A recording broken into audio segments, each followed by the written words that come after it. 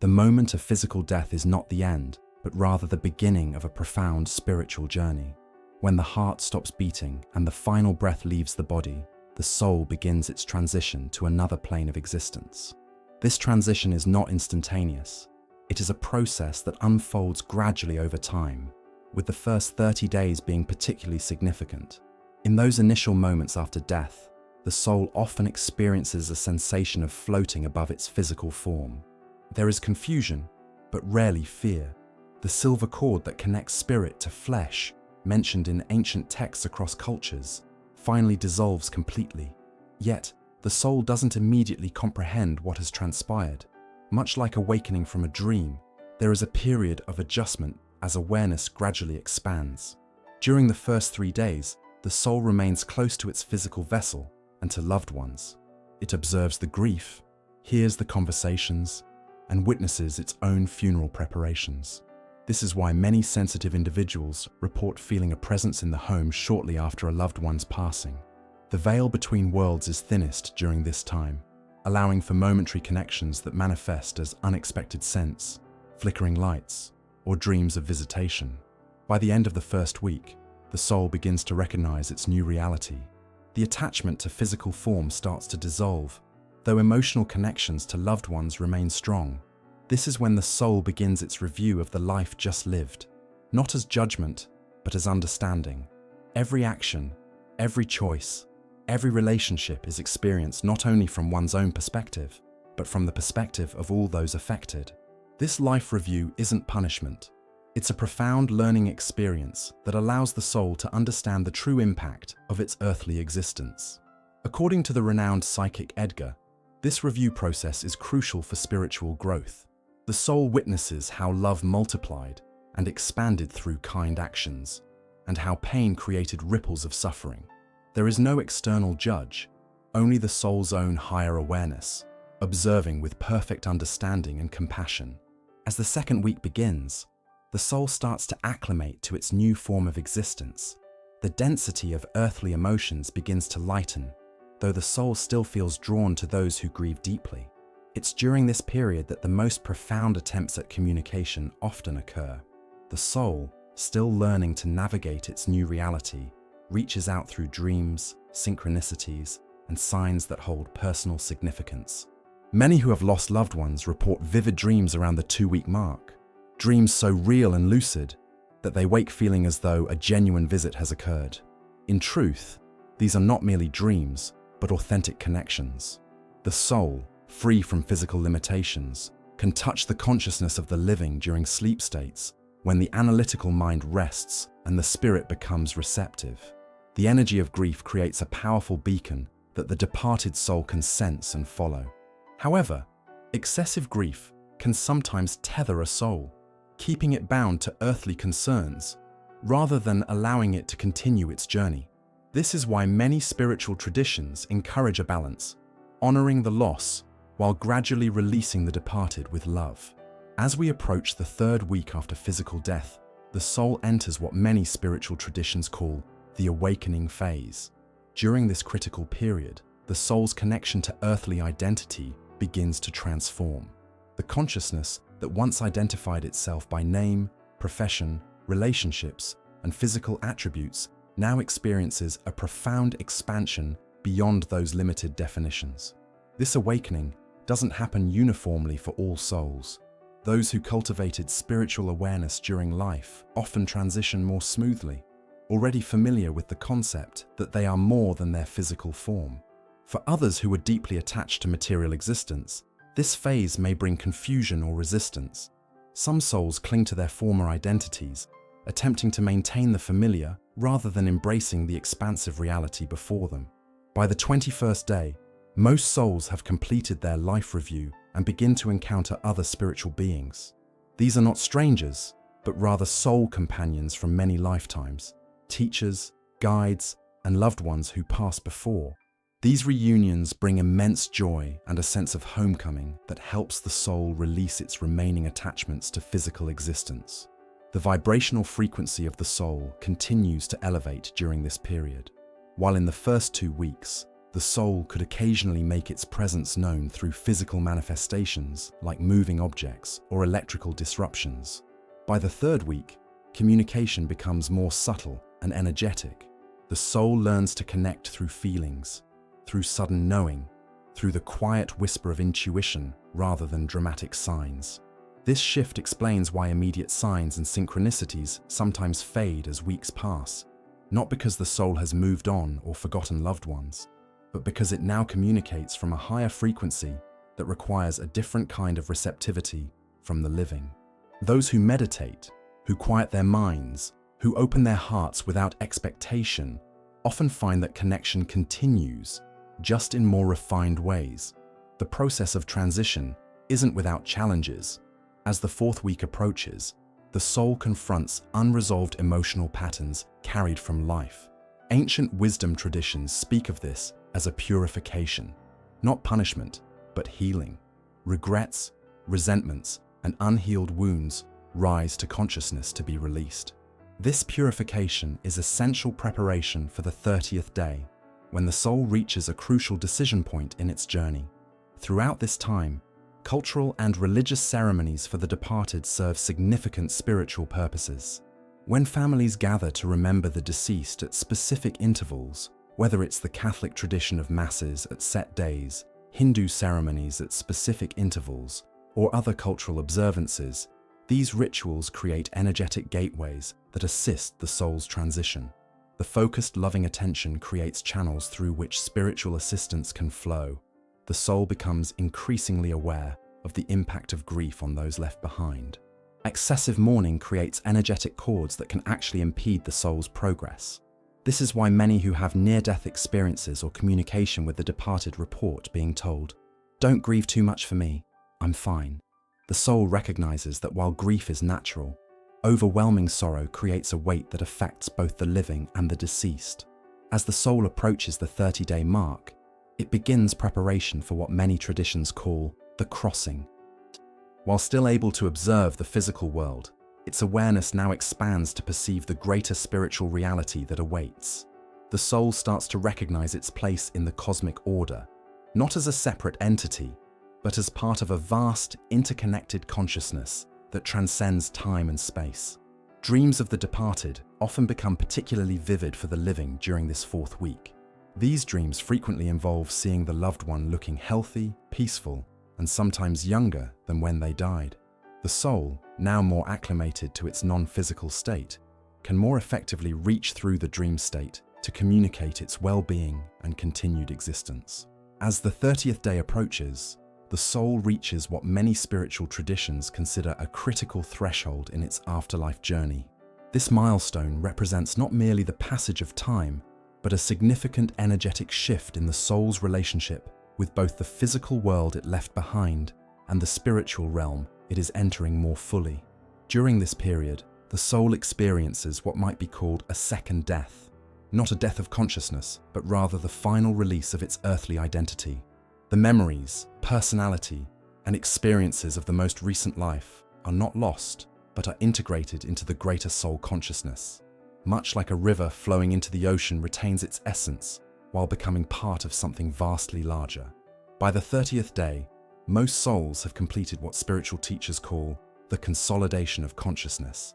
The fragmentation that occurred at the moment of death, when awareness separated from physical form, resolves into a new coherence.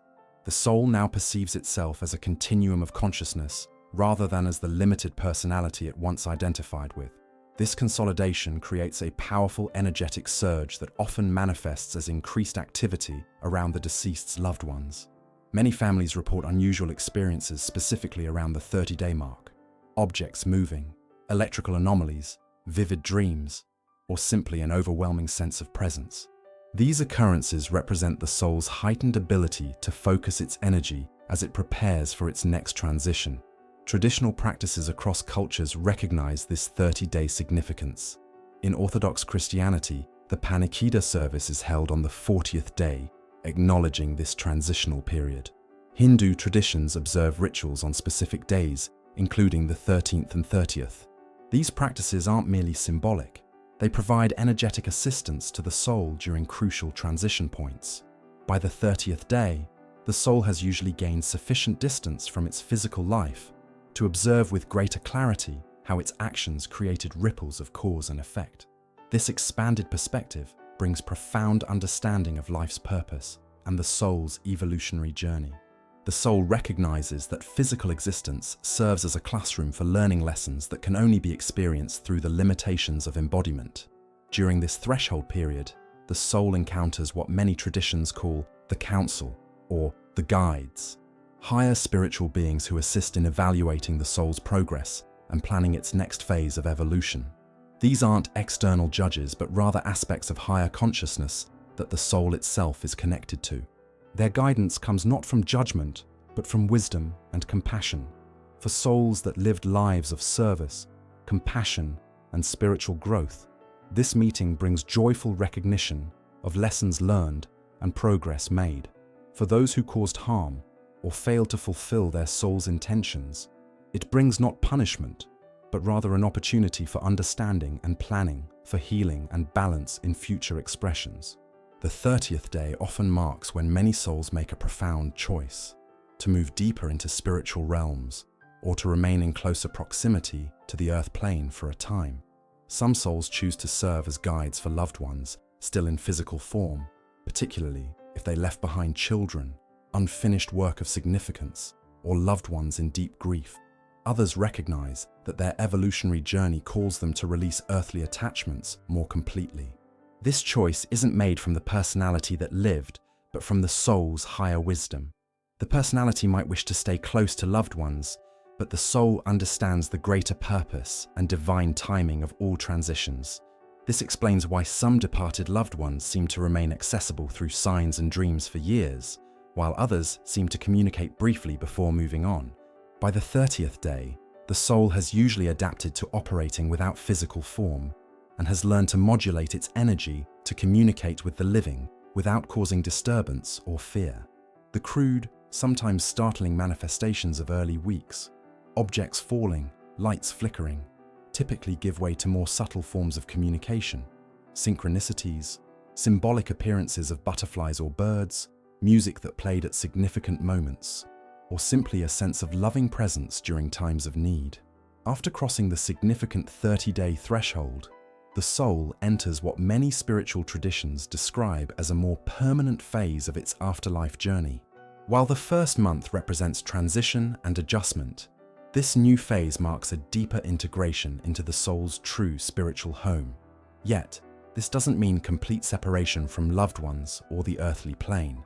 The soul now exists in what might be called a higher frequency dimension, one that interpenetrates the physical world yet vibrates at a rate typically beyond physical perception. From this vantage point, the soul gains an expanded perspective on the tapestry of existence. Time as experienced on Earth becomes fluid. The soul can perceive past, present, and possible futures not as separate points but as flowing streams of potential and manifestation. This perspective shift explains why souls sometimes provide warnings or guidance about future events to loved ones through dreams or intuitive flashes. The soul isn't predicting the future so much as perceiving energetic patterns already forming that will likely manifest unless altered by conscious choice. Communication from the soul becomes increasingly subtle, yet paradoxically more precise after the 30-day mark. Rather than general signs, messages often arrive at exactly the moment needed, addressing specific concerns or questions held by the living. Many report asking a question silently about their departed loved one, only to receive an unmistakable answer through an overheard conversation, a random book falling open to a specific page, or an inner knowing that brings profound peace. The soul's relationship with grief also transforms beyond the 30-day threshold. While excessive grief during the first month can create energetic tethers that potentially delay the soul's journey, after this period, the love expressed through healthy grieving actually creates bridges of light that allow for ongoing connection.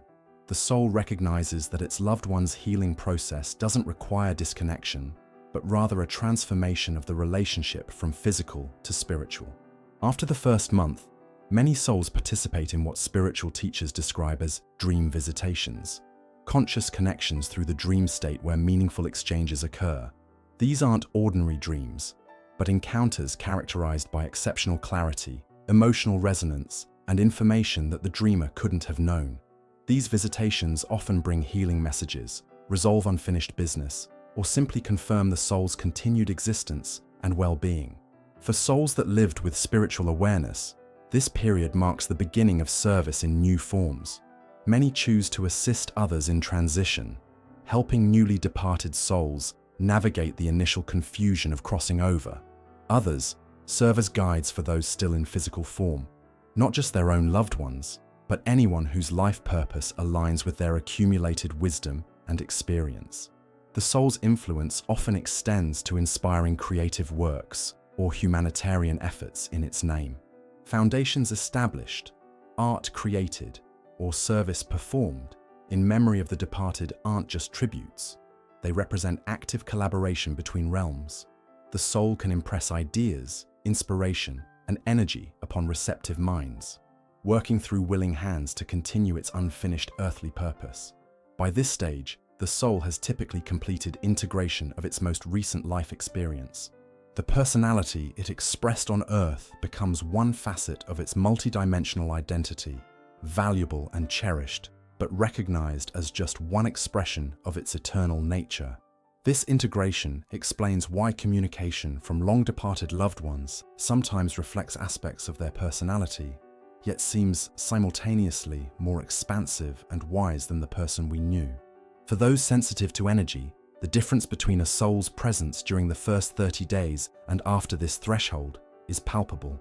Early manifestations often carry emotional residue and sometimes confusion, while later connections bring a sense of clarity, purpose, and transcendent love. The soul, having completed its initial transition, now operates from a place of greater wholeness. Ancient wisdom traditions across cultures concur that while the 30-day threshold marks a significant transition, the bond between souls connected through love never truly severs. The relationship evolves rather than ends. Physical proximity gives way to spiritual communion. Conversations through words transform into exchanges of pure understanding, and the love that once expressed through touch now manifests as a presence felt in the heart's quiet moments. The greatest gift we can offer souls who have crossed this threshold is not endless mourning, but living with greater awareness, purpose, and love. When we make choices that honor their highest values, when we grow from the wisdom they shared, when we love more deeply because we understand life's preciousness, we create a living legacy that allows their influence to continue flowing through the tapestry of existence. In this way, death becomes not an ending, but a transformation. Not absence, but presence in a new and more expansive form. If this journey through the soul's transition has touched your heart or awakened your curiosity, I invite you to join our spiritual community. Subscribe now to continue exploring the mysteries that lie beyond physical existence. Share your own experiences with departed loved ones in the comments below. Your story may bring comfort to others walking similar paths. Has someone you love sent you signs after crossing over? The connection between souls transcends death, and together we can illuminate these sacred truths. Click subscribe, activate notifications, and become part of a gathering of seekers walking the path of spiritual understanding together.